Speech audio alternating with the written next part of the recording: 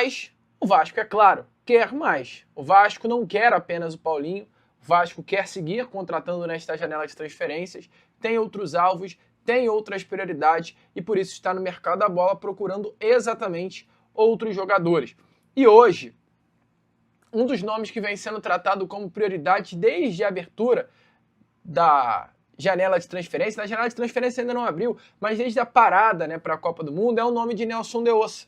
E o Vasco conseguiu. Para quem acompanha o nosso trabalho sabe muito bem que eu já trouxe essa informação aqui a vocês, que o Vasco da Gama ele conseguiu, junto ao jogador, fechar o negócio. O Vasco conseguiu chegar a um acordo com o meia colombiano para que ele vestisse a camisa do nosso Cruz Maltino. Nelson de Ossa gostou muito do valor que foi colocado à mesa dele, né, a proposta salarial.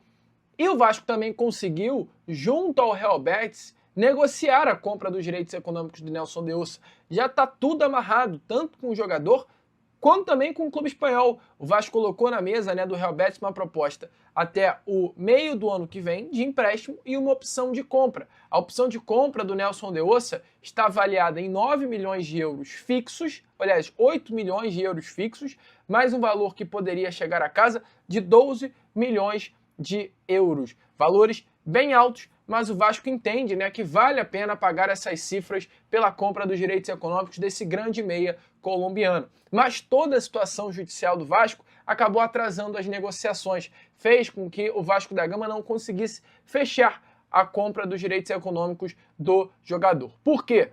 Porque o Real Betis pediu a seguinte questão ao Vasco: garantia financeira. Que é uma garantia financeira? É o Vasco colocar em papéis que tem condição de pagar ao Real Betis pela compra dos direitos econômicos do jogador. Quem vinha tocando as negociações era o Marcos Lamáquia. Com toda a situação da justiça, Marcos Lamáquia acabou não tendo mais a convicção de querer entrar na SAF do Vasco. Então, como ele vai tocar as negociações com o meia colombiano? Diante desse pedido, então, do Real Betis pelas garantias bancárias, o Vasco não conseguiu fechar o negócio. E hoje, o que o Vasco da Gama faz é trabalhar para dar essas garantias bancárias ao clube espanhol. O Vasco, então, vem priorizando essa situação internamente de buscar algo, né, que possa entregar aí ao Real Betis para contratar em definitivo o jogador. River Plate e América do México estão de olho na situação de Nelson de Ossa, mas o Vasco corre contra o tempo, né, para conseguir o quanto antes resolver esta situação. Vamos ficar ligado, vamos ficar de olho, sem dúvida nenhuma, qualquer novidade eu vou trazendo aqui a vocês, mas o Vasco aí corre para tentar fechar a contratação do meia colombiano. Bom nome? Deixa aí, é claro, a sua opinião nos comentários. Seria um ótimo nome, inclusive para o novo técnico, Fernando Seabra, que hoje estará pela primeira vez no CT Moacir Barbosa. Fernando Seabra vai ao CT nessa sexta-feira, ainda não se sabe, né, se ele vai comandar as atividades, mas estará presente no centro de treinamento. Caso não realize, né, as atividades, estará observando ali o treino, que nesse momento está sendo comandado inclusive pelo auxiliar técnico da comissão permanente, Bruno Lazzaroni. O Fernando Seabra, né, é um nome que vem muito empolgado ao Vasco, empolgado pelo salário que lhe foi colocado à mesa, mas empolgado principalmente pelo projeto que o Vasco da Gama ofereceu ao treinador. Então ele ainda ontem saiu de Curitiba e chegou ao Rio de Janeiro nestas últimas horas. Só que há um problema. Fernando Seabra já está no Rio de Janeiro. Fernando Seabra vai hoje ao CT Moacir Barbosa. O Fernando Seabra já assinou um contrato com o Vasco da Gama. Só que qual é a situação?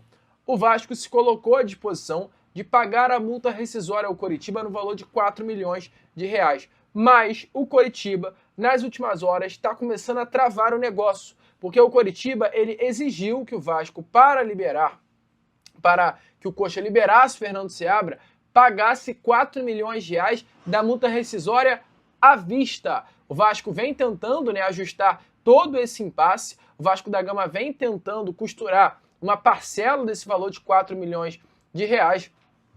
Mas o Coxa, amigo torcedor vascaíno, de fato, quer receber os 4 milhões de reais na mão. Então o Vasco tem esse problema.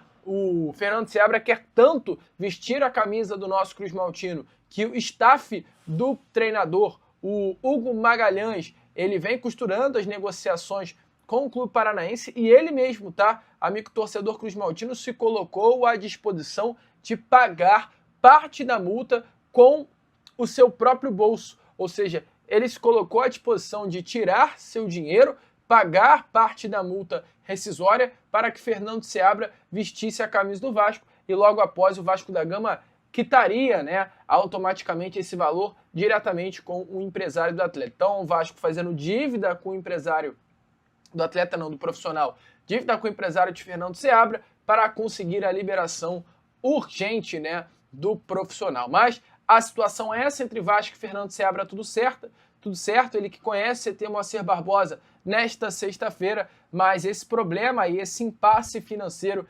definitivamente, amigo torcedor Cruz Maltino, vem preocupando. A situação financeira do Vasco da Gama é um grande problema.